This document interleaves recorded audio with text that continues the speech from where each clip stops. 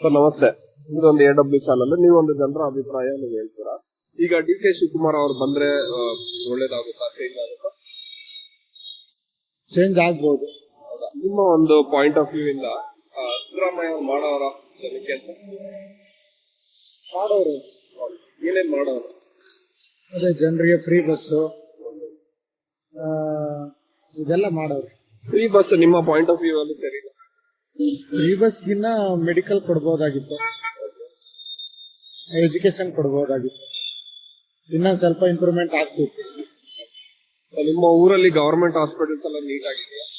ನೀಟಾಗಿ ಡಾಕ್ಟರ್ಸ್ ಎಲ್ಲ ಕರೆಕ್ಟ್ ಆಗಿ ಟೈಮಿಂಗ್ ಅಲ್ಲಿ ಇರ್ತಾರಾ? ಇಲ್ಲ ಇರ್ತಾರೆ, ಒಂದೊಂದ್ ದಿನ ಇರ್ತಾರೆ, ಒಂದೊಂದ್ ದಿನ ಇರಲ್ಲ. ಪೇಷಂಟ್ ಸೇಫ್ಟಿ ಎಲ್ಲ ಓಕೆ ಅಂತ? ಹೌದು. ಯಾವ ಊರು ಸರ್? ನಮ್ದು ಕೇರ್ನಗರ. ಅಲ್ಲಿ ಯಾರದು ಇದು ಇರೋದು? ಪಕ್ಷ ಅಲ್ಲಿ ಕಾಂಗ್ರೆಸ್. ಏನೇನ್ ಮಾಡ್ಕೊಟ್ಟವ್ರೆ ಕ್ಯಾರ್ನಗರಕ್ಕೆ? ಯಾರ್ನಗರಕ್ಕೆ ಅಂತ ಏನು ಮಾಡಿಲ್ಲ. ಇದೇ ಗೃಹಲಕ್ಷ್ಮಿ ಮತ್ತೆ ಫ್ರೀ ಬಸ್. ಈಗ DK ಶಿವಕುಮಾರ್ ಅವರು ಬಂದ್ರೆ ಜನಪರ ಸರ್ಕಾರ ಇರುತ್ತಾ, ಆಗಿಲ್ಲ ಅಂದ್ರೆ ಕಾರ್ಪೊರೇಟ್ ಏನ್ ಹೇಳೋದು, ಒಂದು ಬಿಸ್ನೆಸ್ ಜನಕ್ಕೆ ಆ ಐಡಿಯಾಲಜಿ ಬರುತ್ತೆ?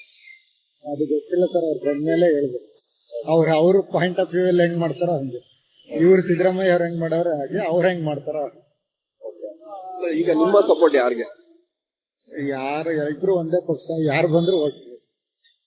ಈಗ ಇಂಡಿಯಾ ಅಲ್ಲಿ ಬಂದ್ಬಿಟ್ಟು ಸ್ಟೇಟ್ ವೈಸ್ ನೋಡಿದ್ರೆ ಬಿಜೆಪಿ ಓಕೆ, ನೇಷನ್ ವೈಸ್ ನೋಡಿದ್ರೆ ಬಿಜೆಪಿ ಅವರು ಓಕೆ, ನಮ್ಮ ಸ್ಟೇಟ್ ವೈಸ್ ನೋಡೋದಾದ್ರೆ ಕಾಂಗ್ರೆಸ್ ಓಕೆ ಅಂತಾರೆ. ಅದು ಸರಿ ಇಲ್ಲ? ಎರಡು ಕಡೆನೂ ಬಿಜೆಪಿ ಏನಿಲ್ಲ ಸರ್, ಇಲ್ಲಿ ಇವ್ರು ಸರ್ಕಾರ ಇವ್ರು ನಡೆಸ್ತಾರೆ, ಅವರು ಅಲ್ಲಿ ಕೇಂದ್ರದಲ್ಲಿ ಅವ್ರು ನಡೆಸ್ತಾರೆ. ಈಕ್ವಲ್ ಸರ್ಕಾರ ನಡೆಯೋದಾದ್ರೆ ಸಪೋರ್ಟ್ ಒಂದೇ ತರ ಬರುತ್ತೆ, ಎರಡು ಕಡೆ ಒಂದೇ ಇದ್ರೆ ಬೆನಿಫಿಟ್ ಜಾಸ್ತಿ ಅಂತ ಹೇಳ್ಬೋದು. ಒಂದ್ ಸ್ವಲ್ಪ ಸಪೋರ್ಟ್ ಕೇಂದ್ರದಿಂದ ಜಾಸ್ತಿ ಮಾಡ್ತಾರೆ, ಆದ್ರೂ ಅವ್ರವ್ರಿಗೆ ಬಿಟ್ಟಿದ್ದು. ನೀವು ನೋಡಿರೋ ಪ್ರಕಾರ ಇನ್ನು ಏನೇನು ಚೇಂಜಸ್ ಆಗ್ಬೇಕಾಗಿದೆ? ಚೇಂಜಸ್ ಇನ್ನ ಕರ್ನಾಟಕದಲ್ಲಿ ತುಂಬಾ ಆಗ್ಬೇಕಾಗಿದೆ. ಆಗ್ಲಿ ಸರ್.